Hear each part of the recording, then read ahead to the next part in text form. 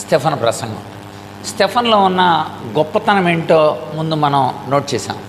Stephen పరిశుద్ధాత్మను కలిగినవాడు, Stephen జ్ఞాన సంపన్నత కలిగినవాడు, స్టెఫను మంచి విశ్వాసం కలిగినవాడు, స్టెఫను కృప పొందినవాడు, స్టెఫను అధికారం కలిగినవాడుగా ఉన్నట్టుగా మనకి స్టెఫన్ యొక్క జీవితంలో లక్షణాంశాలని మనం ధ్యానం చేశాం. అంతేకాకుండా స్టెఫను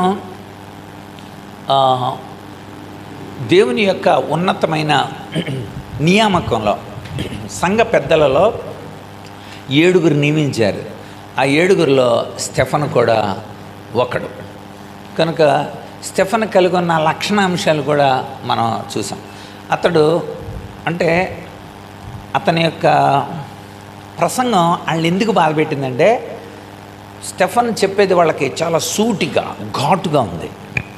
అందులో 4 విషయాలని నేను మీకు ముందు గుర్తు చేస్తాను. 1, యూదులు గర్వంగా చెప్పుకునే విషయాలలో మొట్టమొదటిది దేవాలయం. గర్వంగా చెప్పుకునే విషయాల్లో అలాంటిది మొట్టమొదటిది దేవాలయంలో జీవించడం మాత్రమే దేవుని యొక్క ప్రణాళిక కాదు అని చెప్పాడు.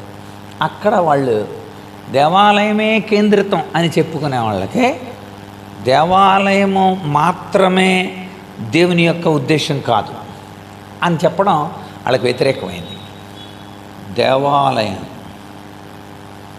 దేవాలయంలో జీవించడం మాత్రమే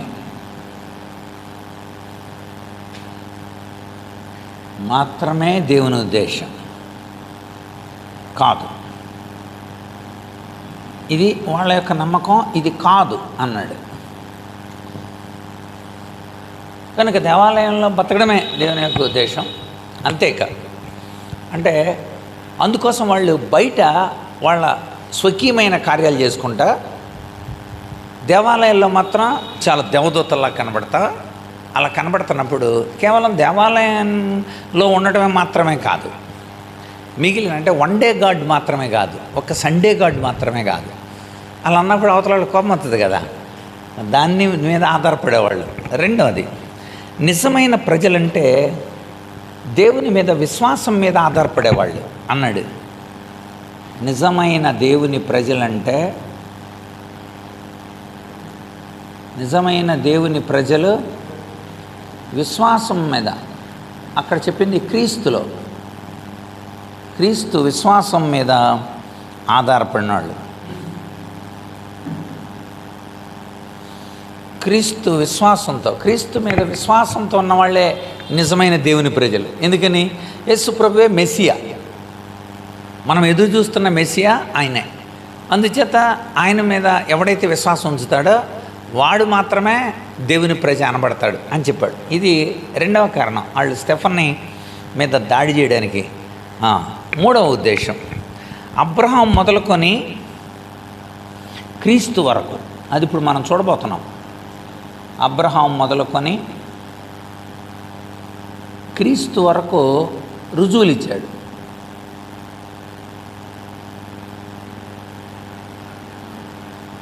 ఆ రుజువుల్లో మనము దేవుని యొక్క ప్రణాళిక ఎలా ఉంది. 2, మందిరం ఒక ప్రదేశానికి మాత్రమే ఆశీర్వాదాలు ఉంటాయా, ఆ ప్రదేశం వెలుపల దేవుడు ఆశీర్వాదాలు ఇవ్వలేదా, అది రుజువు చేశాడు. దేవుని యొక్క ప్రణాళికను మనం ఎలా వ్యతిరేకిస్తున్నామో చెప్పాడు. ఈ విషయాలు చెప్పేటప్పుడు మనం చూస్తాం. అప్పుడు మేజర్ ఇష్యూస్లో అంటే మనోడు ఎక్కడ వ్యతిరేకించాడు, ఏ విషయాలు వాళ్ళకి బాధ కలిగించినాయి. అబ్రహాం మొదలుకొని క్రీస్తు వరకు కూడా అన్ని రుజువులు ఇచ్చాడు. దాంతో వాళ్ళ ఈగో కూడా దెబ్బతింది. ఇంకా 4వది, యూదుల యొక్క గ్రంథాల నుండి క్రీస్తు వరకు, యూదుల యొక్క గ్రంథాల నుండి క్రీస్తు మార్గమే సత్య మార్గం అని, యూదా మతం కాదని, దాంతో వాళ్ళు ఈ రాళ్ళతో కొట్టి చంపేశారు. ఈ 4 రుజువు చేశాడు. ఎలా రుజువు చేశాడో ఇప్పుడు మనం చూద్దాం. అందుచేత ఎందుకు స్టెఫన్ని చంపారు అని ముందు ప్రశ్న వేసుకుంటే, స్టెఫను 4 ప్రధానమైన ఎయిమ్స్ అనమాట, 4 ప్రధానమైన వ్యూస్తో చెప్పాడు. 3 ఏరియాల్లో చెప్పాడు. ఆ 3 ఏరియాల్లో ఒక ఏరియా పోయిన వారం ధ్యానం చేశాం. మిగిలిన 2 ఏరియాలని ఇప్పుడు మనం వేగంగా ధ్యానం చేయాలి. దేవాలయంలో జీవించడం మాత్రమే కాదు, దేవాలయం బయట మన ఇష్టం వచ్చినట్టు బతికితే కుదరదు. దేవాలయాల్లో పవిత్రంగా ఉండి నెక్స్ట్ ఆదివారం అయిపోయిన తర్వాత సోమవారం నుండి శనివారం దాకా మన ఇష్టం వచ్చినట్టు బతకడం కుదరదు. స్టెఫన్ అలా అంటున్నప్పుడు వాళ్ళు చేసే పనులు అయ్యే. పరిచయులు కానీ, శాస్త్రులు కానీ, అక్కడున్న పునరుద్ధానం లేదని చెప్పే సద్దుకయ్యులు కానీ, వీళ్ళందరూ కూడా యూదులలో ఉన్న ఈ ప్రత్యేకమైన తెగలన్నీ కూడా అలాంటి జీవితాలు కలిగిన వాళ్ళే. రెండవది, నిజమైన దేవుని ప్రజలు క్రీస్తు మీదే విశ్వాసం ఉంచుతారు. ఎందుకు ఉంచాలి? దేవుడు ఆయనను పంపెను, దేవుడు తన కుమారుడిని పంపాడు. ఆయన నమ్మనోడు పాతాళానికి పోతాడంటే మరి మేము దేవుడినే నమ్ముతున్నాం, ఈయన ఆయన కుమారుడిగా నమ్మట్లేదు అన్న వాళ్ళకి కోపం వస్తుంది కదా. అలాగా. మూడవది, అబ్రహాం మొదలుకొని క్రీస్తు వరకు కూడా అన్ని రుజువులు ఇచ్చాడు. ఎలాంటి రుజువులు ఇచ్చాడు మనం ఇప్పుడు చూద్దాం. ఆ రుజువులు ఇస్తున్నప్పుడల్లా వాళ్ళ ఆలోచనలన్నీ ఫెయిల్ అవుతున్నాయి. సత్యం వేదిక మీదకి వచ్చినప్పుడు అసత్యం కింద దిగిపోవాలంతే. వెలుగు వచ్చినప్పుడు చీకటి, నువ్వు వెళ్ళమ్మా చీకటి అని అన్నవసరంలా, చీకటి ఆటోమేటిక్గా దిగిపోద్ది. కనుక వాళ్ళల్లో ఆ అహం దెబ్బతింటున్నప్పుడు, ఆ ఆలోచన సరైనది కాదు అని అనిపిస్తున్నప్పుడు, వాళ్ళు ఇగో దెబ్బతిన్నప్పుడు వాళ్ళు తట్టుకోలేకపోయారు. నెక్స్ట్ 4వది, యూదుల గ్రంథాల నుండి క్రీస్తు మార్గమే సత్యమైన మార్గం అని తను చెప్పాడు. కనుక తను చెప్పిన విధానాన్ని మనం చూద్దాం. అక్కడ బైబిల్లో ముందు ఆ మాట మనం చూద్దాం. తన మీద వాళ్ళు చేసిన కంప్లైంట్ని ఒకసారి మనం చూసి అప్పుడు ముందుకెళ్దాం. చూడండి, అపోస్తల కార్యముల గ్రంథం 6వ అధ్యాయంలో చివరి భాగం 13వ వచనం. అతనిని పట్టుకొని మహాసభ యొద్దకు తీసుకొని పోయి అబద్ధ సాక్షులను నిలవబెట్టింది. ఎవరినండి? యేసుప్రభువును కూడా చంపేటప్పుడు ఎవరిని పెట్టారు? అబద్ధ సాక్షులు. రైట్, నిలవబెట్టింది. వారు, ఈ మనుష్యుడు ఎప్పుడునూ ఈ పరిశుద్ధ స్థలములకు మన ధర్మశాస్త్రానికి విరోధంగా మాట్లాడుతున్నాడు. ఆయన మీద మోపిన నేరాలు అది నోట్ చేసుకోండి. ఆయన మీద మోపిన నేరాలు అంటే స్టెఫన్ని మీద మోపిన నేరాలతోనే ఒక వ్యక్తిని మందు తాగాడండి, అందుకని చచ్చిపోయాడండి. మందు తాగి డ్రైవ్ చేసినోడు కింద పడిపోవడం ఏంటండి? ఇక ఎప్పుడు పైనుండి స్టార్టింగ్ నుండి ఎండింగ్ దాకా మందు తాగడమే. అక్కడ అన్నం తినడం లేదు. ఇక ఇవన్నీ తర్వాత విషయాలు. వరుసగా ఎందులో చూసినా మందు తాగటమే, మందు కొనటం, మందు తాగటం. కనుక అబద్ధ సాక్షుల్ని పెడతారు. సహజంగా ఎవరినైనా చంపాలని అనుకున్నప్పుడు అబద్ధ సాక్ష్యాలను చూపిస్తారు, ఎవరినైనా చంపాలని అనుకున్నప్పుడు.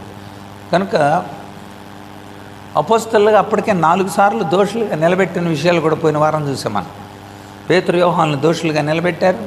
పేతురు తక్కిన అపోస్తలులను దోషులుగా నిలబెట్టారు. 7వ అధ్యాయంలో స్టెఫన్ని నిలబెట్టారు. 20వ అధ్యాయంలో పౌలును దోషిగా నిలబెట్టారు.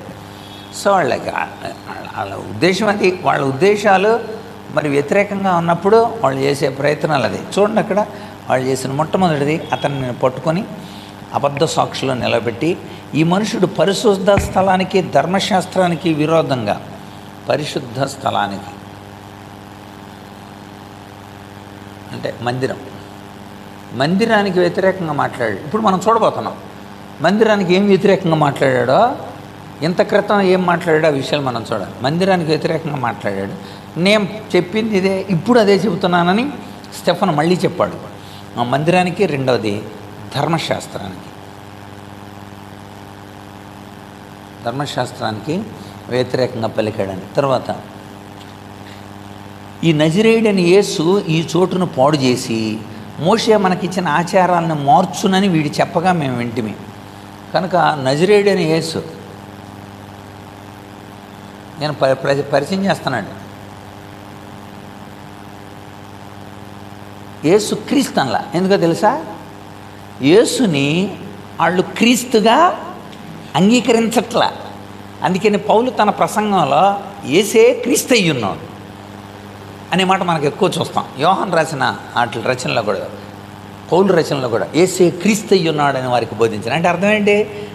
మరియ కడుపులో నుండి వచ్చిన ఈ యేసు మనం ఎదురు చూస్తున్న మెస్సియా. క్రీస్తు అంటే మెస్సియా. మెస్సియా అనే పదం హెబ్రీ భాష, క్రీస్తు అనే పదం గ్రీకు భాష, క్రిస్టోస్. అందుచేత మనం ఎదురు చూస్తున్న మెస్సియాయే ఈయన అంగీకరించలేదు. నాస్టిసిజం వాళ్ళు కూడా అంగీకరించాల.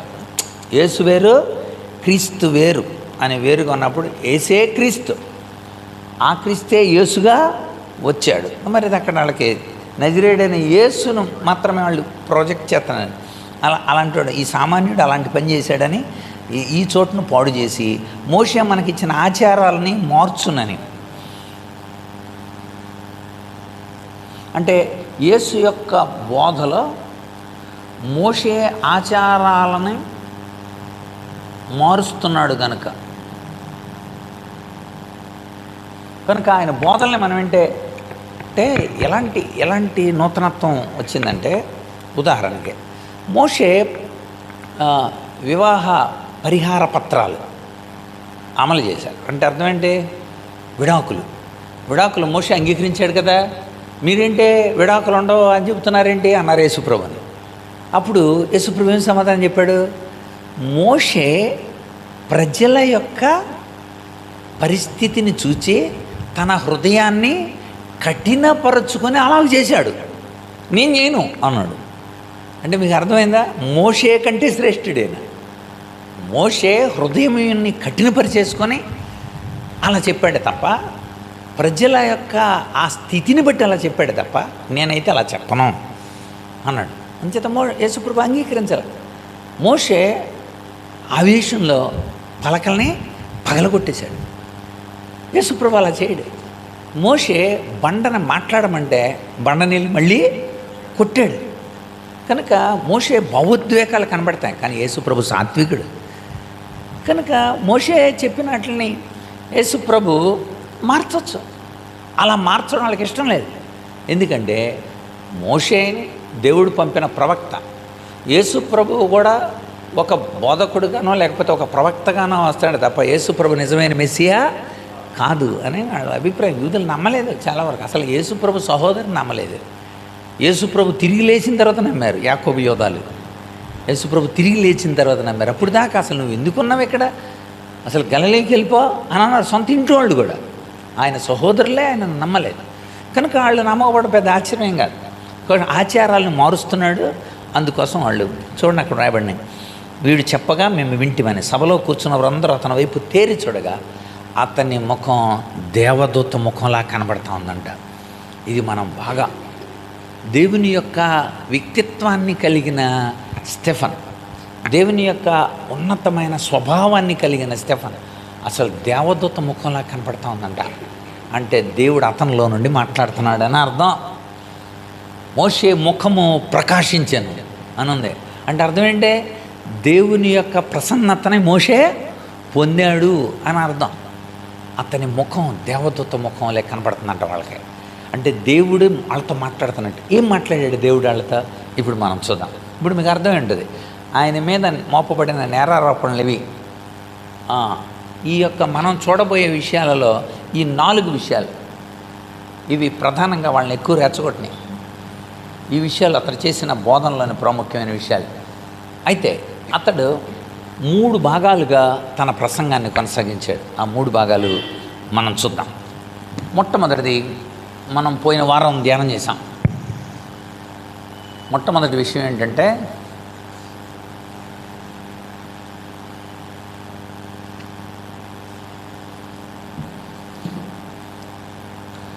దేవుడు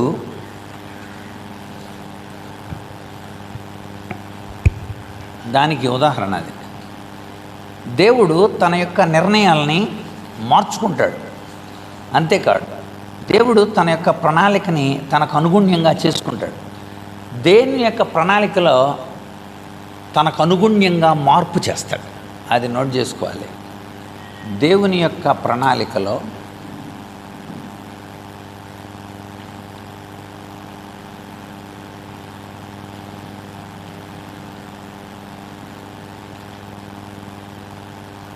తన కార్యాలని పరిస్థితులను బట్టి మార్చుకుంటాడు.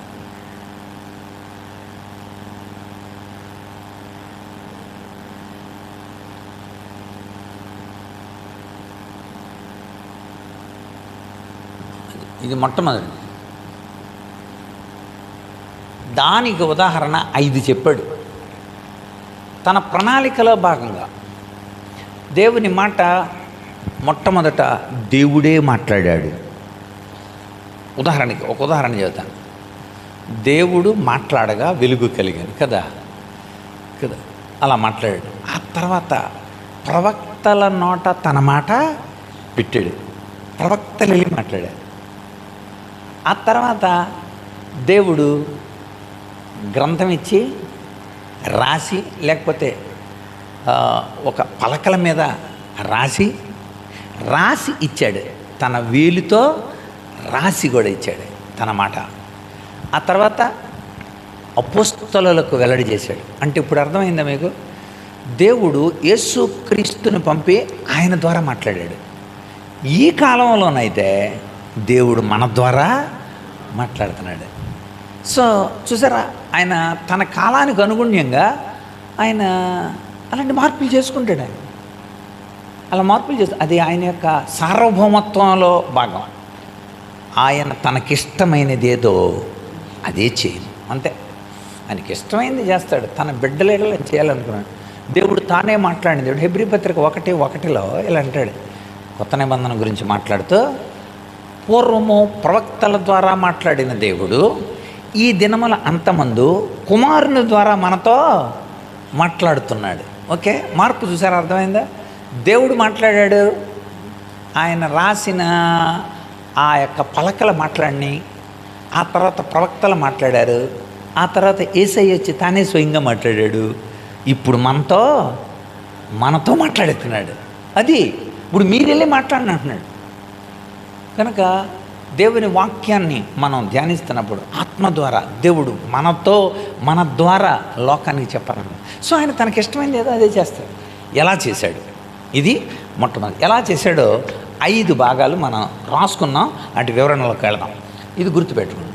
5 విషయాల్లో అబ్రహాము, యోసేపు, మోషే, ప్రత్యక్షపు గుడారం, మందిరం, 5 ఏరియాలని వరుసగా తీసుకొచ్చాడు. ఇది చరిత్ర. ఇది ఎలా చరిత్ర? దేవుడు అంటే అబ్రహాము నుండి క్రీస్తు వరకు ఇక్కడ మనం రాసాం. అబ్రహాం మొదలుకొని క్రీస్తు వరకు రుజువులు ఇచ్చాడు. ఇప్పుడు ఆ రుజువుల్ని మనం ఇప్పుడు చూద్దాం. బైబిల్లో రాసిన విషయాలు కూడా చదువుకుంటూ మనం వెళదాం. ఎలా చెప్పాడు వాళ్ళకి అంటే వాళ్ళు ఇక దేవుని స్వరాన్ని వింటున్నారని అర్థం. స్టెఫన్ను చూసినప్పుడు స్టెఫన్లో దేవుని మహిమ కనబడుతుంది. అతడు మాట్లాడుతున్నాడు మహిమకరమైన మాటలు. ఆ తర్వాత చంపేశారు. అందుకని అన్నాడు, దేవుడు ఆకాశం తెరవబట్టం చూస్తున్నాను, ఆయన నన్ను చేర్చుకోవటం చూస్తున్నాను నేను స్వయంగా చెప్పేశాడు. కనుక దేవుని యొక్క ఉన్నతమైన మహిమ చేత నింపబడ్డాడు. అందుచేత ఇప్పుడు దేవుడు మాట్లాడుతున్నాడు. ఎలా మాట్లాడాడు? మొట్టమొదటిది దేవుడు అబ్రహామును పిలిచాడు. ఇది క్లుప్తంగా చెప్పొచ్చు, తను లేఖనాల ప్రకారం వెళదాం. అబ్రహామును పిలిచాడు. అబ్రహామును దేవుడు కనాను తీసుకెళ్తానన్నాడు. తను ఎక్కడికి వెళ్తానని ముందు చెప్పలేదు. తర్వాత నీ సంతానం ఎలా ఉంటుందని చక్కగా ఆశీర్వదించాడు. అబ్రహాం తర్వాత ఇస్సాకు తర్వాత యాకోబు తర్వాత యాకోబు యొక్క 12 మంది పిల్లలు. చక్కగా అబ్రహాం దేవుడు ఆశీర్వదించినట్లుగా సంతానాన్ని ఆశీర్వదించాడు. Very good. అయితే ఏం జరిగింది? టర్నింగ్ ఎక్కడొచ్చిందంటే యోసేపును అన్నయ్యలు అమ్మేసినప్పుడు యోసేపు ఎక్కడికి వెళ్ళాడు? ఈజిప్ట్ వెళ్ళిపోయాడు. అక్కడ నుండి రెండో విషయం ఇది. టర్నింగ్స్ ఇవన్నీ కూడా. సో ఈజిప్ట్ వెళ్ళిపోయిన తర్వాత అక్కడ ఫస్ట్లో దర్జాగా బతికారు. ఆ తర్వాత యోసేపుని ఎరిగిన రాజు చచ్చిపోతే వేరొక రాజు వచ్చాడు. ఆ రాజు మనం ఏళ్ళతో ఉండటం ఏంటి, వీళ్ళేంటి ఇలా అభివృద్ధి చెందుతున్నారు అని చెప్పి వాడు రివర్స్ అయ్యి వీళ్ళని బానిసలుగా చేశాడు. అలా 430 సంవత్సరాలు బానిసలుగానే వాళ్ళు బతికితే ఇప్పుడు ఆ బానిసత్వంలో నుండి ఈజిప్ట్లో నుండి తన బిడ్డల్ని మళ్ళీ వెనక్కి తీసుకురావడం దేవుడు ఇంకో టర్నింగ్ పాయింట్. ఏంటిది? మోషే. మీకు అర్థమవుతుందండి టర్నింగ్ పాయింట్స్ ఎలాగో? అన్యుడుగా ఉన్న అబ్రహాముని దేవుడు పిలిచి కనానులో ప్రాంతాల్లో స్థిరపరిచి కనానులో విస్తరింపజేశాడు. విస్తరింపబడిన ఈ ప్రజలందరూ కూడా ఐగుప్తుకి వెళ్ళిపోవాల్సి వచ్చింది. ఎందుకంటే యోసేపు అక్కడ ఉన్నాడు, మనడు అక్కడ ఉన్నాడు. అక్కడ వాళ్ళంతా సంతానం అంతా అభివృద్ధి చెందిపోయారు. సో యోసేపు ద్వారా అక్కడికి వచ్చిన వాళ్ళందరూ కూడా విస్తరించి బాగా ఒక ప్రాంతమే మనోళ్ళు ఉండిపోవటం, లక్షల మంది అయిపోయారు. 430 సంవత్సరాలంటే ఎన్ని తరాలండి? సుమారుగా 40 తరాలు 40 తరాలు వరకు కూడా అక్కడ అభివృద్ధి చెంది, ఒకటి 100 సంవత్సరాలు అని అనుకుంటే 40 తరాలు అభివృద్ధి చెందారు. అక్కడ అభివృద్ధి చెంది లక్షల మంది ప్రజలు అక్కడ ఉన్నప్పుడు వాళ్ళని తీసుకురావడం కోసం మోషేని పిలిచాడు. అది టర్నింగ్ పాయింట్. సరే, మోషే తీసుకొస్తున్నాడు. వీళ్ళు ప్రయాణం ఇప్పుడు 40 సంవత్సరాలు ఎక్కడికే తిరిగి కనానికి, తిరిగి పాలు తేనెలు ప్రవహించే ఆ కనానికి తీసుకురావడానికి కోసం మోషేని తీసుకెళ్ళేటప్పుడు వాళ్ళని ఒక సక్రమమైన పద్ధతిలో ఇన్ని లక్షల మందిని, 12 మంది కాదు కదా వెళ్ళింది, లక్షల మందిని వీళ్ళని నడిపించడానికి దేవుడు ఒక అద్భుతమైన వనరు పెట్టాడు. అదేంటది?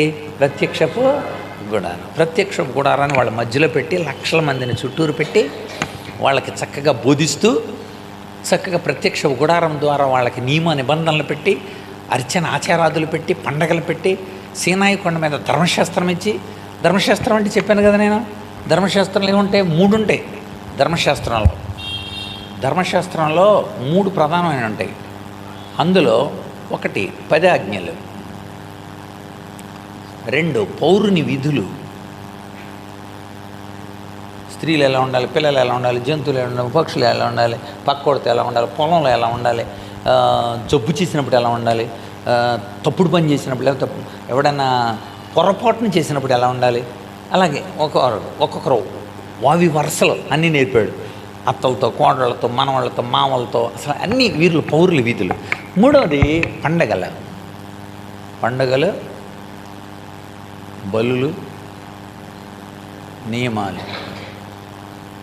ఆ నియమాల్లో అట్లా చేస్తారు కదా, అవి ఒకళ్ళ ప్రవక్తలు కావచ్చు, యాజకులు కావచ్చు, నియమాలు అనమాట.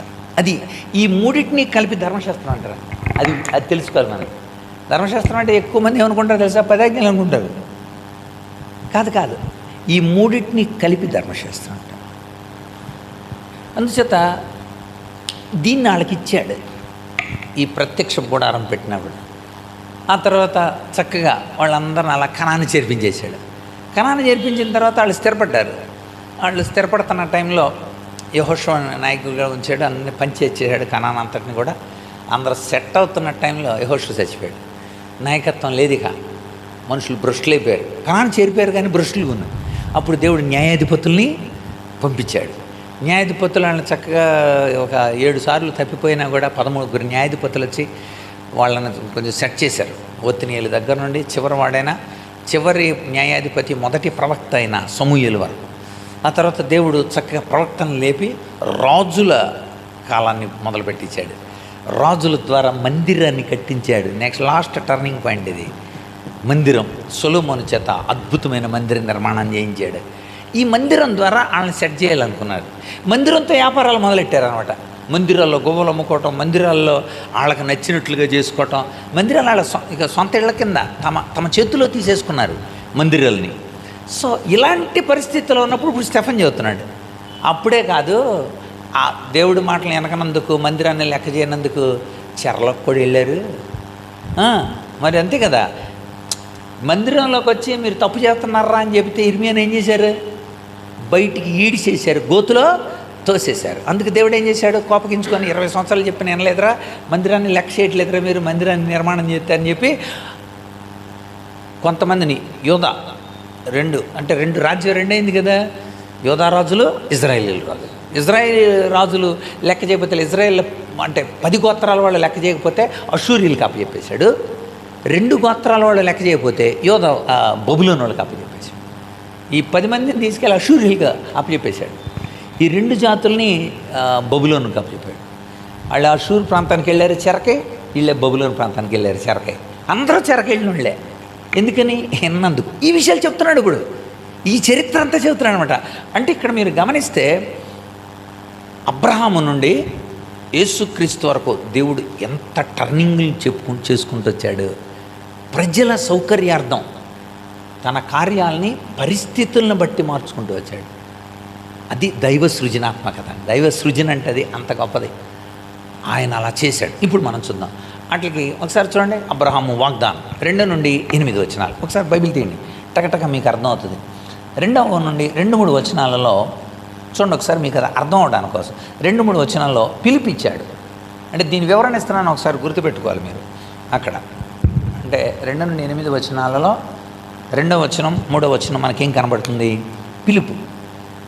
సహోదరులారా, తండ్రులారా వినండి. మన పితరుడైన అబ్రహాము హరాన్లో కాపురముండక మునుపు మెస్పతోమియాలో ఉన్నప్పుడు మహిమగల దేవుడు అతనికి ప్రత్యక్షమై, నువ్వు ఏ దేశం నుండి నీ దేశాన్ని నీ స్వజనాన్ని విడిచిపెట్టి బయలుదేరి నేను నీకు చూపించబోయే దేశానికి రమ్మని అతనితో చెప్పాను. అంటే దేవుడు ఎలాగ తన బిడ్డల ఎడల తన కార్యాలను చేస్తాడో చెప్తున్నాడు.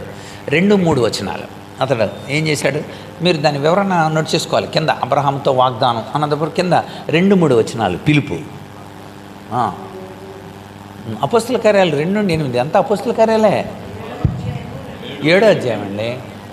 అపోస్తుల కార్యాలు 7వ అధ్యాయం 2-8లో ఉన్న విషయాలు. అంటే ఒక్కదాన్ని వివరణ ఇస్తున్నాం మనం. 2-3 వచనాల్లో అతని యొక్క పిలుపు కనపడుతుంది.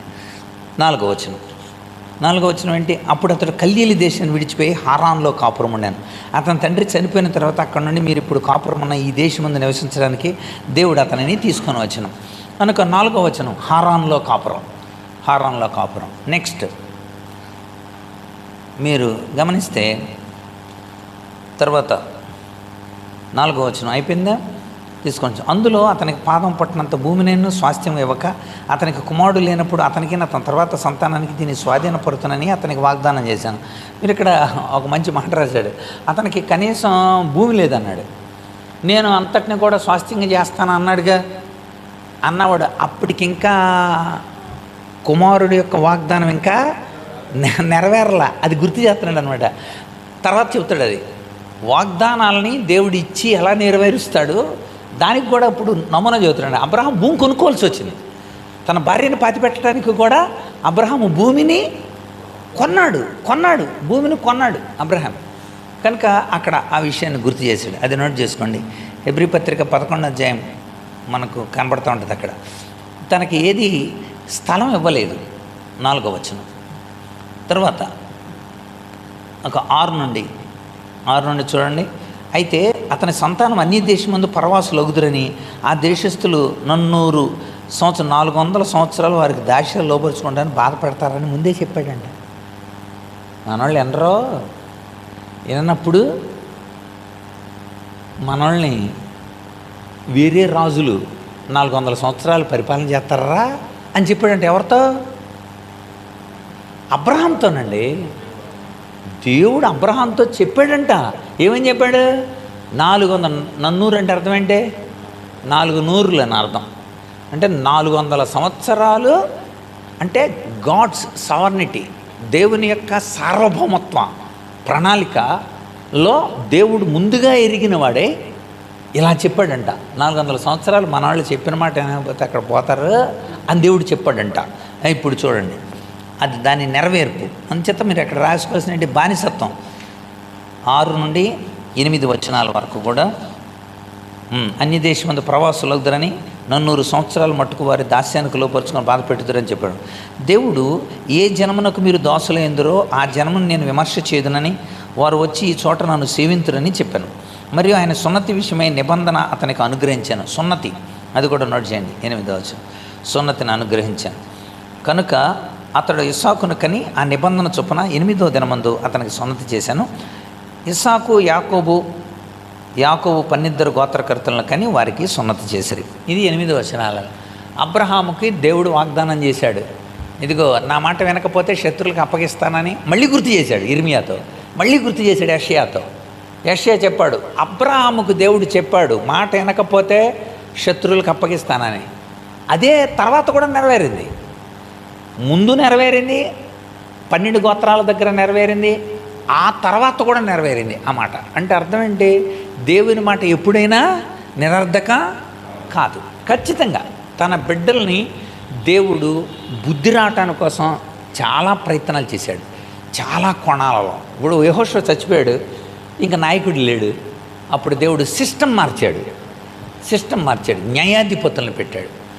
న్యాయాధిపతులు వాళ్ళ దగ్గరికి వెళ్ళి వాళ్ళతో మాట్లాడి వాళ్ళ విషయాలు చెప్పి వాళ్ళకి న్యాయం తీర్చుతూ మరి ఒత్నియేలు, యెహూదు, షమ్గరు, దెబోరా, బారాకు, గిద్యోను, తోలా, యాయీరు, యెఫ్తా, ఏలోను, ఎబ్సాను, అబ్దోను, సంసోన్ 13 న్యాయాధిపతుల్లో అబీమెలెకు తప్ప. అబీమెలెకు తనకు తానే ప్రకటించుకున్నాడు. దేవుడు అలాంటి గొప్ప కార్యాలు చేస్తాడు.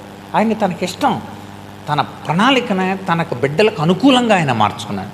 సో అబ్రహాం యొక్క వాగ్దానాన్ని గురించి మనకు అక్కడ తర్వాత నెక్స్ట్ ఇప్పుడు వీళ్ళందరూ చెరలోకి వెళ్తారన్నారు, అలాగే జరిగింది. వీళ్ళంతా విస్తరించారు, యోసేపును బట్టి అందరూ ఎక్కడికి వెళ్ళిపోయారు, చెరలో ఐగుప్తుకి వెళ్ళిపోయారు. ఐగుప్తు యొక్క ఫస్ట్లో బాగానే ఉన్నారు. యోసేపు రాజు బతుకునేంత వరకు ఫరో, యోసేపు కాలం నాటి ఫరో అనేది పేరు కాదు, ఐగుప్తీయుల రాజుల్ని ఫరోస్ అంటారు. అది అంత గుర్తుపెట్టుకో. అంచేత ఐగుప్తు రాజు యోసేపు రాజు బ్రతుకున్నంతకాలం చాలా క్షేమంగా ఉన్నారు వాళ్ళు, అద్భుతంగా ఉన్నారు. ఆ తర్వాత ఎరిగిన రాజు చనిపోయిన తర్వాత అని కూడా ఉంటుంది నిర్గమకాండ. రెండవది ఇక యోసేపు యాత్ర 9 నుండి 16 వచనాలు. అందులో 9వ వచనం యోసేపుని అమ్మేయడం చూడండి, అక్కడ రాయబడింది. ఆ గోత్రకర్తలు మత్సరపడి యోసేపుని ఐగుప్తులను పోవటానికి అమ్మివేసిరి. దేవుడు అతనికి తోడేండి అతని శ్రమల నుండి తప్పించి దయను జ్ఞానమును ఐగుప్తు రాజైన ఫరో ఎదుట అతను అనుగ్రహించినందున ఫరో ఐగుప్తునకును అతని ఇంటి వారందరికీ అతని అధిపతిగా నియమించాను. 10వ వచనం అధిపతి అయ్యాడు. 11వ వచనం తర్వాత ఐగుప్తు దేశమంతటికి కనాను దేశమంతటికి కరువు వచ్చినప్పుడు పితరులకు ఆహారం లేదు కనుక యాకోబు విని పితరులు అక్కడికి మొదటిసారి పంపాడు. అక్కడికి వాళ్ళ దగ్గరికి మొట్టమొదటిసారిగా అక్కడ పంపడం జరిగింది. కానీ అక్కడ యోసేపు ఉన్నాడని యాకోబుకి తెలియదు. అక్కడ కరువు, ఆ కరువులో తర్వాత వరుసగా అక్కడ 16వ వచనం వరకు కూడా అక్కడ చూడండి, అక్కడ రాయబడి అనమాట. రెండవసారి వచ్చినప్పుడు యోసేపు తన అన్నదమ్ములను తను తెలియజేసుకున్నాను. అప్పుడు యోసేపు యొక్క వంశము ఫరోకు తెలిసింది. అక్కడ యోసేపు తన తండ్రి అయిన యాకోబును తన సుజనులందరినీ పిలవనంపించాను. వారు 75 సుజనులందరినీ అక్కడ రప్పించాడు. 75 మంది ఈజిప్ట్కి వచ్చారు. ఓకే, యాకోబు ఐగుప్తుకు వెళ్ళాను. అక్కడ అతడును మన పితరులను చనిపోయి అక్కడ నుండి షెకెమునకు తేబడి షెకెములోని హెమేరు కుమారుల యొక్క అబ్రహాము వెలయించుకున్న సమాధిలో ఉంచబడిరి. సో ఐగుప్తుకి ఇజ్రాయేల్ చేర్చబడటం సెకండ్ టర్నింగ్. ఇది ఫస్ట్ది. అబ్రహాముకు దేవుడు వాగ్దానం చేసి తనని కనానుకు తీసుకురావటం ఫస్ట్. సెకండ్, కనాను నుండి తిరిగి ఈజిప్ట్కి వెళ్ళడం అది రెండవది. చూసారా, ఆ స్టేజెస్ తెలియాలన్నమాట మనకి. సరే, ఇప్పుడు యోసేపుతో పాటు అతని తండ్రి అయిన యాకోబు, ఆ మిగిలిన వాళ్ళందరూ 12 మంది కూడా గోత్రకర్తలుగా అందరూ విస్తరించారు, లక్షల మంది అయ్యారు. ఇప్పుడు అక్కడ నుండి మళ్ళీ మోషేని లేపాడు. 3వ టర్నింగ్ చదువుతున్నాను చూడండి. ఎంత బాగా రాశాడంటే, ఎంత బాగా చెప్పాడంటే, రాయటంలో కూడా లూకా చాలా అర్థవంతంగా. అందుకని ఈ అధ్యాయం చదివేటప్పుడు మనం ఇప్పుడు చదువుతున్నప్పుడు ఎంత బాగుందో ఆ టేస్ట్ తెలిసిన తర్వాత నాకైతే అసలు ఎంత బాగా చెప్పాడు. చరిత్ర మొత్తం, పాత నిబంధన చరిత్ర అంతా క్రీస్తు వరకు 5 భాగాలే చెప్పేశాడు. ఎంత బాగా చెప్పాడు. నెక్స్ట్ మోషేని దేవుడు చూడండి. ఆ తర్వాత అలా ఉన్న తర్వాత ఏం జరిగింది? 17 అయితే దేవుడు అబ్రహాముకు అనుగ్రహించిన వాగ్దాన కాలము సమీపించే కొలది, అంటే దేవుడు చెప్పాడుగా అబ్రహాంతో ఏమన్నాడు, 400 సంవత్సరాలు 430 సంవత్సరాలు ఉంటుందో. దాని కారణాల తర్వాత చూద్దాం. వచ్చే వారం ఈ గ్యాప్ ఉండదు. 75 మంది వెళ్ళారా, 430 సంవత్సరాల ఇలా ఎందుకు తేడా వచ్చింది, ఎక్కడి నుండి ఎక్కడికి కౌంట్ చేయబడింది అనేది మనం వచ్చే వారం తెలుసుకుందాం. సో ఇక్కడ రాయబడింది చూడండి, అబ్రహాము అనుగ్రహించినట్లుగా వాగ్దాన కాలం అయిపోయింది. ఆ వాగ్దాన కాలం అయిపోయిన వెంటనే మళ్ళీ వెనక్కి తీసుకురావాలంటే దేవుడు మరొక వ్యక్తిని లేపి, నిర్గమకాండం అతన్ని లేపి దేవుడు తయారు చేయాలి. అందుకోసం దేవుడు విస్తారం వృద్ధి పొందాను. తొదకు యోసేపుని ఎరగని వేరొక రాజు ఐగుప్తుని ఆరంభించాను. అతడు తన వంశస్థుల ఇళ్ళ కపటంగా ప్రవర్తించి శిశువులు బ్రతకకుండా వారిని బయట పారవేయవాలని పితరులను బాధ పెట్టాను. ఆ కాలం ముందు మోషే పుట్టాడు. మోషే దివ్య సుందరుడు అంటే తన ఇంటి నుండి 3 నెలలు పెంచబడి బయట ఉన్నప్పుడు ఫరో కుమార్తె అతన్ని తీసుకొని తన కుమారునిగా పెంచుకున్నాను. మోషే ఐగుప్తుల సకల విద్యలు అభ్యసించి మాటలందు కార్యాలందు ప్రవీణుడయ్యాను. అతను 40 ఏండ్లు నిండవచ్చినప్పుడు ఇశ్రాయేలును తన సహోదరులను చూడవాలని బుద్ధి పుట్టాను. వారిలో ఒకడు అన్యాయం అనుభవించడం చూసి అతను రక్షించి బాధపడిన వారి పక్షాన ఐగుప్తిని చంపి ప్రతీకారం చేశాను. తన ద్వారా తన సహోదరులను దేవుడు రక్షణ దయచేస్తున్న సంగతి వారు గ్రహింతురని అతడు తలంచిన కానీ వారు గ్రహింపరేది. కనుక మీరు గమనిస్తే మోషేను గురించి ఎక్కువ రాయబడిందండి. 17వ వచనం నుండి 43వ వచనం వరకు మొత్తం ఈ మోషే చరిత్రను ఎందుకు ఎంత చెప్పాడో తెలుసా మీకు? చెప్తారా? వాళ్ళందరూ మోషే శిష్యులు. కనుక మోషేను గురించిన వివరణాత్మకం అనమాట. మోషే చెప్పాడు కదా మీలో నుండి ఒక ప్రవక్త వస్తాడని, మోషే చెప్పాడు కదా అతని మాట మీరు వినాలని, మోషే చెప్పాడు కదా అతని మాట వినకపోతే మీరు చచ్చిపోతారని, మోషే చెప్పాడు కదా ఆ ప్రవక్త యేసుప్రభువే అని చెప్పాలి. ఇప్పుడు అది స్టెఫన్ యొక్క ఉన్నతమైన ఉద్దేశం. మీరు మోషేని గురించి మాట్లాడుతున్నారు, మోషే యేసుప్రభుని గురించి చెప్పాడు. ఎక్కడ చెప్పాడండి? ద్వితీయోపదేశకాండం 18వ అధ్యాయం 16 నుండి 18 వచనాల్లో మోషే గురించి మనకు రాయబడింది. మనం క్లుప్తంగా మనం అందులో నోట్ చేసుకోవాలంటే 20 నుండి 22 వచనాల వరకు అతని పుట్టుక, 23 నుండి 28 వచనాల వరకు కూడా అతని యొక్క తిరస్కరణ కనబడింది. 29వ వచనం తాను మిద్యాన్ వెళ్ళిపోవటం. మిద్యాన్ ఎందుకు పంపాడండి చెప్పండి? దేవుడి యొక్క సార్వభౌమత్వంలో ఎందుకు చెప్పండి? చెప్పాలి ఏంటి? చక్కగా ఇక్కడ ఉన్నాడుగా నాయకుడిగా, ఇక్కడ అద్భుతమైన నాయకుడు అండి, సూపర్ లీడరు. మరి అక్కడ గొర్రెలు గాయటానికి ఎందుకు పంపాడు? ఆలోచించాలి. ఇప్పుడు ఇక్కడికి తనకు అన్నీ తెలుసు, యుద్ధం వచ్చు, గుర్రం వచ్చు, రథాలు వచ్చు, పరిపాలన వచ్చు, రాజుగారి కుటుంబం, సకల విద్యలు వచ్చు, శాస్త్రాలు వచ్చు, ఆఫ్రికాని జయించాడు, ఇవన్నీ వచ్చు ఆయనకి. మరి ఇన్నొచ్చినోడిని ఇక్కడ మీకు జవాబు ఏంటంటే మోషేకి లీడర్షిప్ ఉంది కానీ డిసైబుల్షిప్ లేదు, శిష్యత్వం లేదు, నాయకత్వం ఉంది. నాయకత్వం ఉంటేనే సరిపోదు. శిష్యుడిగా ఉన్నవాడు నాయకుడు అవ్వాలి కానీ నాయకుడిగా ఉండి శిష్యత్వం లేకపోతే కుదరదు. అందుకే శిష్యత్వం నేర్పించడానికి వెళ్ళాడు. ఎందుకంటే ఇప్పుడు ఎవడన్నా తప్పు చేసాడు, రేపొద్దున మోషేని నడిపించమన్నాడు అనుకోండి, దేవుడు నడిపించమన్నాడు, 40 సంవత్సరాలు అయిన తర్వాత నడిపించమన్నాడు, ఎవడో తప్పు చేశాడు, అక్కడ ఏం చేశాడండి? యాజ్ కొడితే దెబ్బకి చచ్చిపోయాడు. మోషే అంత బలవంతుడు, ఒక్క దెబ్బకి చచ్చిపోయాడు. చచ్చిపోయిన ఏం చేశాడు? ఇసుకలో కప్పాడు. అలా కనుక చూసుకుంటే ఇజ్రాయేలీలందరూ ఎక్కడ ఉంటారు? అందరూ ఇసుకలోనే ఉంటారు కనానికి వెళ్ళే లోపల. ఎందుకని ఎవడొకడు ఏదో తప్పు చేతను యాజ్ కొడతాం, ఇసుకలో కప్పెట్టేయటమే. అందుకు నువ్వు పనికి అన్నాడు. 40 సంవత్సరాలు నాయకత్వంలో ఎదిగితే 40 సంవత్సరాలు గొర్రెలు కాచాడు. సార్ 40 + 40 + 40 మోషే జీవితం. 40 + 40 + 40 సంవత్సరాలు నాయకుడిగా, 40 సంవత్సరాల దైవ శిష్యుడిగా ఎదిగి గొర్రెలు కాసి అప్పుడు 40 సంవత్సరాలు ప్రజలు నడిపించాడు. అందుకనే మోషే వెళ్తున్నప్పుడు రాజులు వచ్చినా జవాబు చెప్పాడు, ఎందుకంటే రాజు కుటుంబంలో ఉన్నాడు. మనుషులతో ప్రజల దగ్గరికి వెళ్ళి మాట్లాడాడు, ఎందుకో తెలుసు? గొర్రెలు కాచాడు. గొర్రెలు కాసినటువంటి మాటలేంటి? సహనం, ఓర్పు, మొయ్యటం, భారం, ఇవన్నీ కూడా. సో అది అంచేత మోషే ఆధ్వర్యంలో విడుదల ఎలా జరిగింది? అక్కడ 30 నుండి 35 వరకు దైవ ప్రత్యక్షత, 30 నుండి 35 వరకు దైవ ప్రత్యక్షత కలిగింది. 36వ వచనం చూడండి, అక్కడ రాయబడి అనమాట. ఇజ్రాయేలీయులారా చదవండి ఒకసారి, అపోస్తలుల కార్యాలు.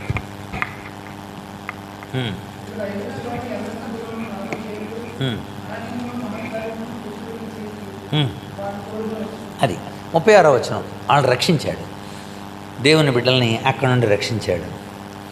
37వ వచనం చూసారా? మళ్ళీ ఇప్పుడు కలిపాడు. నాకు చెప్పాను నేను, ద్వితీయోపదేశకాండం 18వ అధ్యాయం 16 నుండి 18 వచనాలలో నా వంటి ఒక ప్రవక్త మీలో నుండి పుడతాడని చెప్పాడుగా.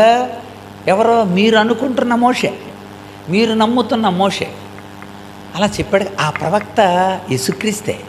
అది క్రీస్తు ప్రత్యక్షతని చెప్పాడు అక్కడ 36లో క్రీస్తు ప్రత్యక్షతని చెప్పాడు. నెక్స్ట్ 37 అది క్రీస్తు ప్రత్యక్షత. నెక్స్ట్ తర్వాత 38 నుండి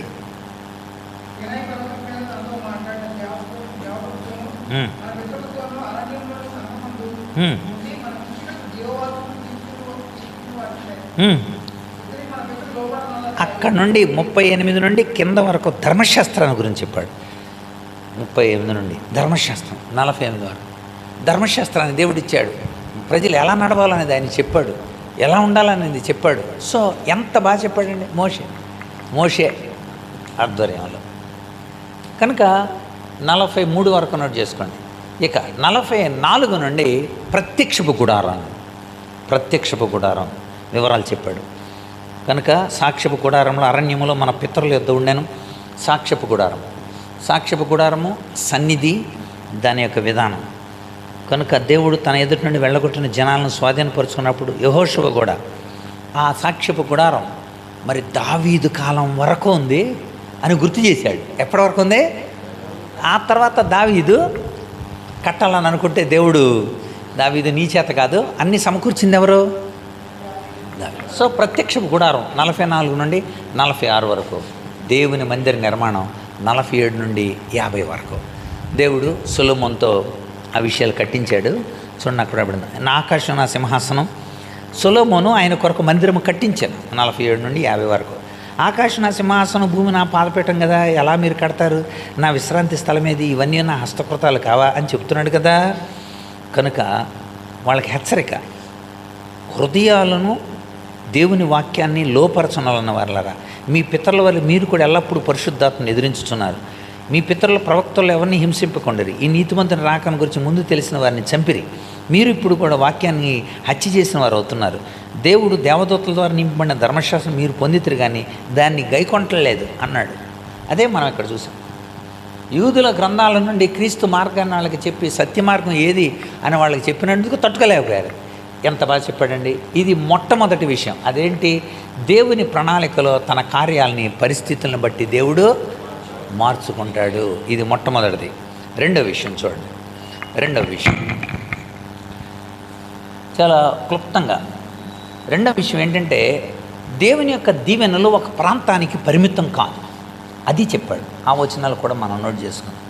దేవుని దీవెనలు ఒక ప్రాంతానికి పరిమితం కాదు.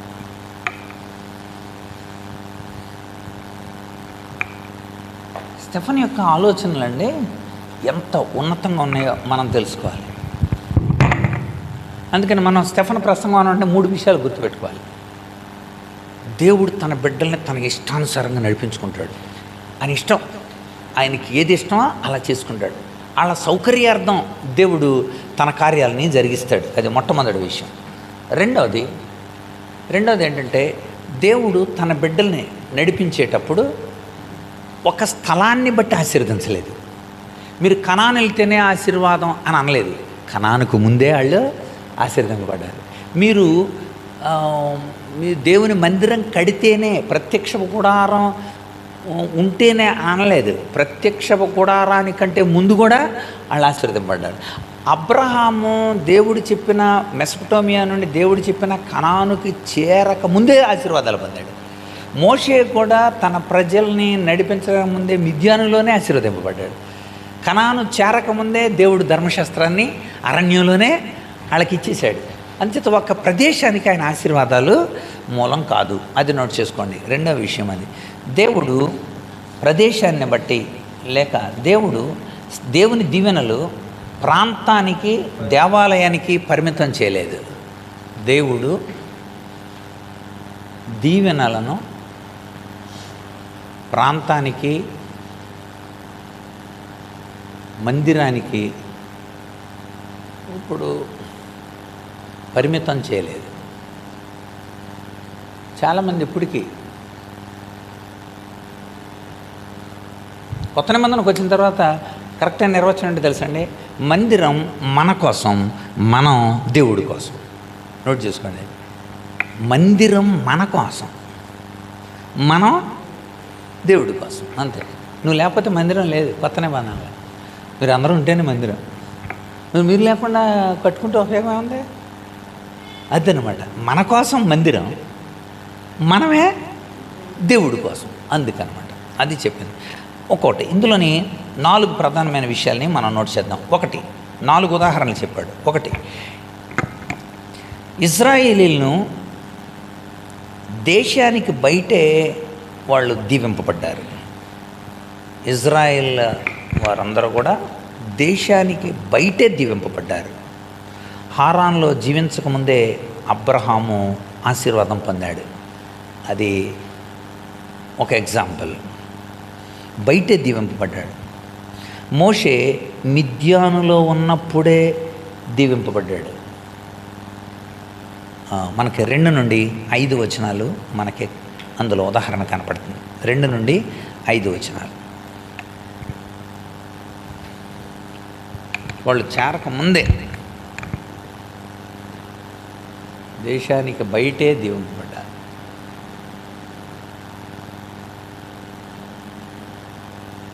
ఎగ్జాంపుల్ అబ్రహాం, మోషే ఇద్దరిని కూడా గుర్తు చేశాడు.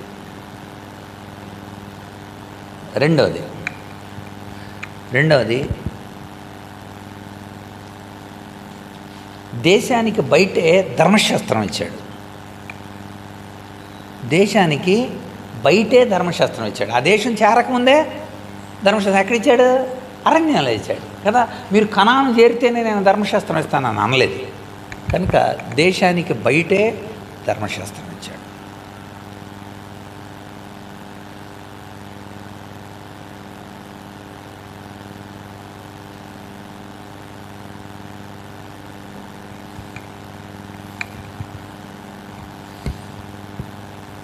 మనకి 44 నుండి 46 వచనాల్లో మనకు కనబడింది. అక్కడ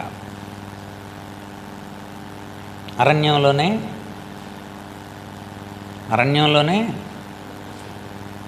ఎగ్జాంపుల్ ప్రత్యక్షపు గుడారం,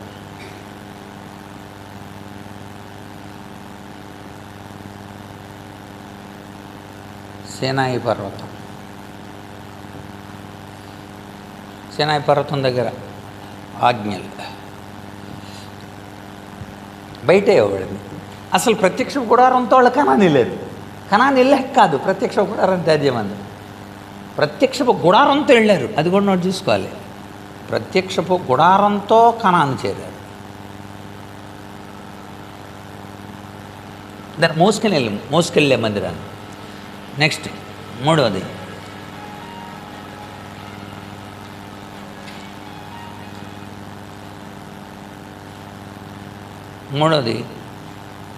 అరణ్యంలో తన ప్రత్యక్షతని ఇచ్చాడు. బ్రాకెట్లో ప్రత్యక్ష గుడారం.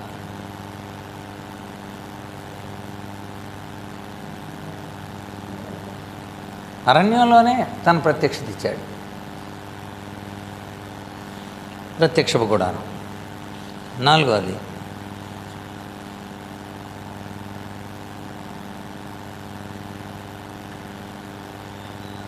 ఇది 46వ వచనం నుండి 48 వరకు కనబడుతుంది మనకి. నాలుగవది మందిరంలో నేను ఎలా పడతానన్నాడు. మందిరం నాకు సరిపోతుందా అన్నాడు.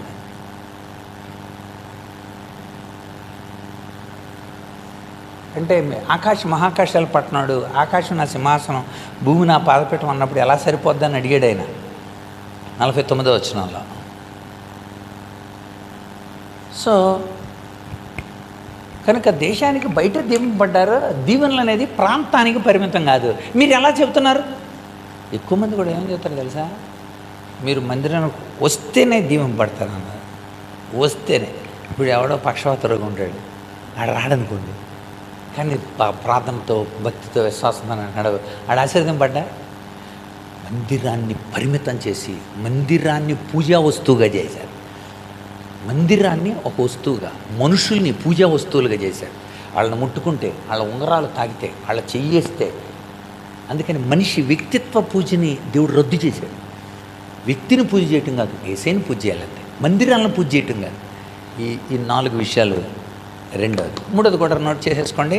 మనం మూడోది కూడా మనం చూసుకొని ఈరోజు మన కార్యక్రమాన్ని ముగించుకుందాం. మూడోది ఏంటంటే, మీరు ప్రతిసారి వ్యతిరేకంగానే నడిచారు. అది తను చెప్పిన విషయాలు. ప్రతిసారి మన పితరుల దగ్గర నుండి మరి అది ఇప్పుడు కూడా మీరు అలాగే నడుస్తున్నారని చెప్పాడు. మూడోది, ప్రతిసారి వ్యతిరేకంగా.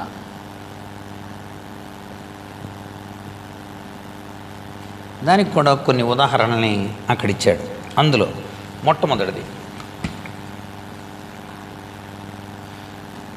మెసొపొటేమియా నుండి అబ్రహాము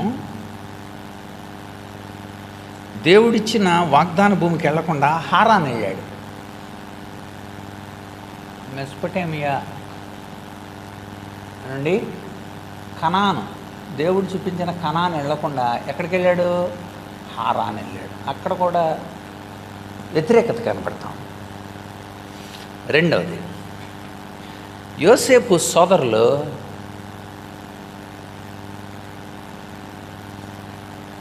యోసేపు సోదరుల వైఖరి ఏంటి చెప్తారా? వారు పగపట్టి, పగబట్టి, మరింత పగబట్టి, అమ్మివేసి, గోతిలో త్రోసి అమ్మివేసి, ఇవన్నీ వ్యతిరేకమైన పనులే. ఆ పన్నుల ద్వారా జరిగింది, అన్నీ వ్యతిరేకంగానే నడిచాయి. తర్వాత ఒక్కొక్క దానికి మనం రెఫరెన్స్లు వేద్దామా? వేద్దాం. మూడోది కూడా నోట్ చేసుకోండి. ఇజ్రాయేలీలు మోషేని తిరస్కరించారు. మోషేని పంపితే మోషేని తిరస్కరించారు.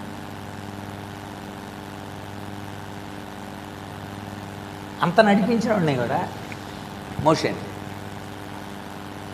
4, విగ్రహాల వైపు తిరిగారు. విగ్రహాల వైపు మోషే పైన కొండ మీదకి వెళ్తే వీళ్ళంతా ఏం చేశారు? విగ్రహాల వైపుకి తిరిగారు. 5, లాస్ట్ అలా కాదని పర్మనెంట్ దేవాలయాన్ని కట్టించాడు. దేవాలయాన్ని మర్చిపోయారు. ఇంకేంటంటే వాళ్ళు దేవాలయాన్ని మరిచారు. వీటికి రెఫరెన్స్లు నోట్ చేసుకోండి. స్టెఫన్ ప్రసంగం అయిపోద్ది. మొట్టమొదటిది 2 నుండి 4 వచనాలు అబ్రహాం, 2 నుండి 4 వచనాలు. రెండవది యోసేపు సహోదరుల గురించి 9వ వచనం. ఇజ్రాయేలు మోషేని తిరస్కరించడం 23 నుండి 29 వచనం. విగ్రహాలను వైపుకు తిరిగారు 43వ వచనం. ఇజ్రాయేల్ దేవాలయం విషయాన్ని మర్చిపోయారు 48 నుండి 50 వరకు. ఇదండి స్టెఫన్ యొక్క ప్రసంగం.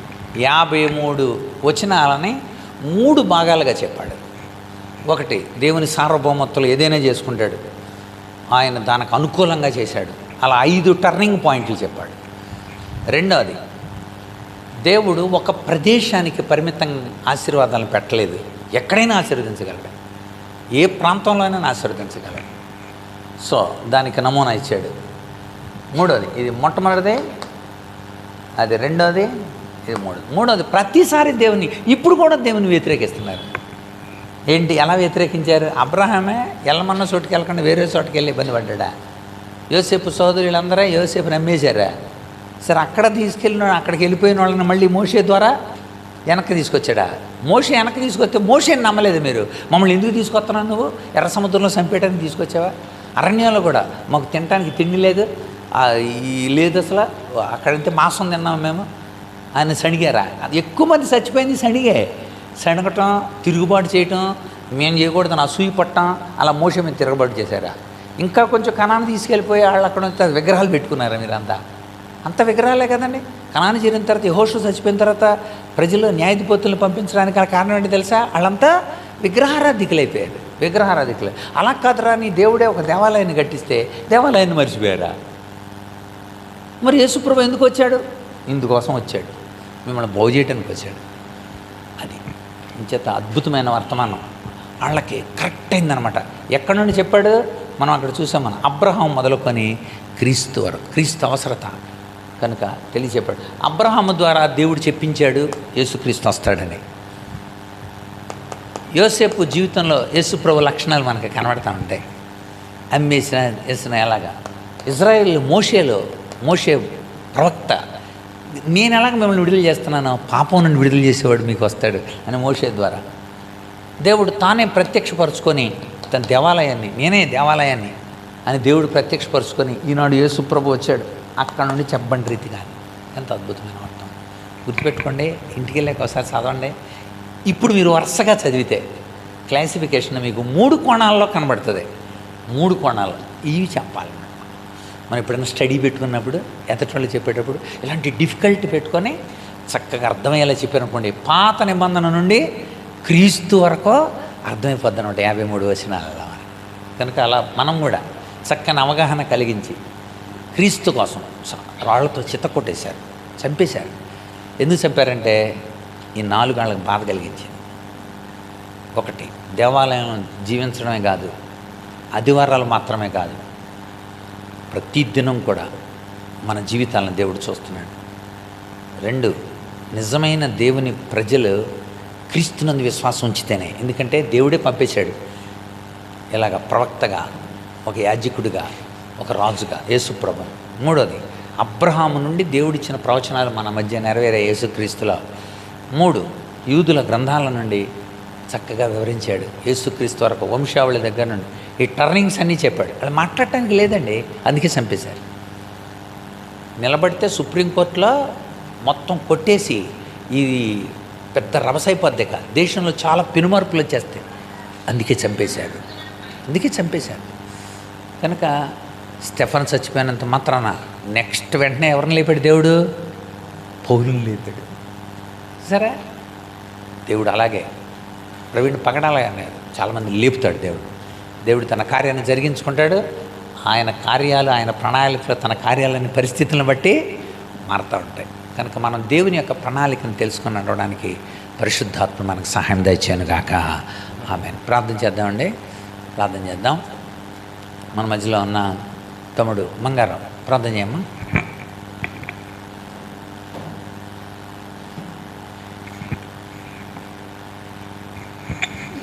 ప్రార్థన చేద్దాం. తండ్రి, మీకు వందనాలు నాయనా, మీకు స్తోత్రాలు. ఈరోజు జరిగిన క్లాసుని బట్టి మీకు వందనాలు నాయనా. దేవా, స్టెఫెన్ యొక్క ప్రసంగం దేవా అన్ని కోణాల్లోంచి ప్రభా మరి మేము నేర్చుకోవడానికి, అర్థం చేసుకోవడానికి దేవా మరి మీరు కృప చూపించారు. మీకు వందనాలు నాయనా. ఎంత అద్భుతంగా, ఎంత నైనా రుచికరంగా నైనా మరి నీ వాక్యం ఉంటుంది నేను మాకు అర్థమవుతూ ఉంది నాయనా. మీకు వందనాలు. ఇంత గొప్ప సత్యాలు, ఇంత లోతైన సత్యాలు దేవా మీరు మాకు ఈ రోజుల్లో మాకు తెలియజేస్తుంది. దాన్ని బట్టి మీకు వందనాలు, మీకు స్తోత్రాలు నాయనా. దేవ మేమైనా మరొకసారి మేము ధ్యానించి ప్రభా ఇతరులకి బోధించే కృప మాకు అనుగ్రహించమని వేడుకుంటున్నాం. తండ్రి, మీ దాసుని బట్టి మీకు వందనాలు. దేవ మీ దాసుని మీరు వాడుకుని ప్రభా మాకు వివరించిన సంగతులు బట్టి మీకు వందనాలు అయినా.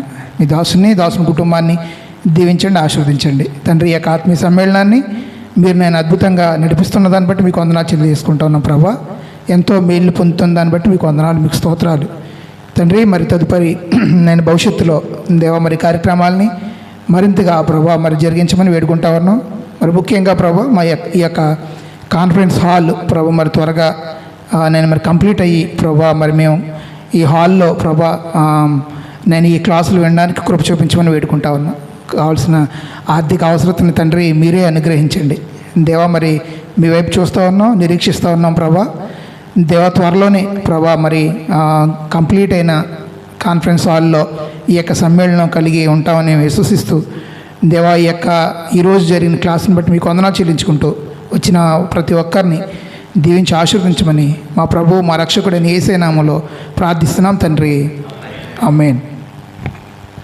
మన తండ్రి అయిన దేవుని ప్రేమ, కుమారుడైన యేసుక్రీస్తు కృప, పరిశుద్ధాత్మేందుల అన్యోన్య సహవాసము, ఆదరణ, భద్రత చేరిన మనకు, లోకంలో ఆయన కోసం ఎదురు చూస్తున్న జనాంగానికి, ఇదేనో రాలేకపోయిన బిడ్డలకును మరొకసారి మనకందరికీ సదాకాలము తోడేండి నడిపించునుగాక. ఆమేన్. అందరికి వందనాలు. ఈ నిర్మాణం పూర్తవుతుంది, మీరంతా ప్రార్థన చేయండి.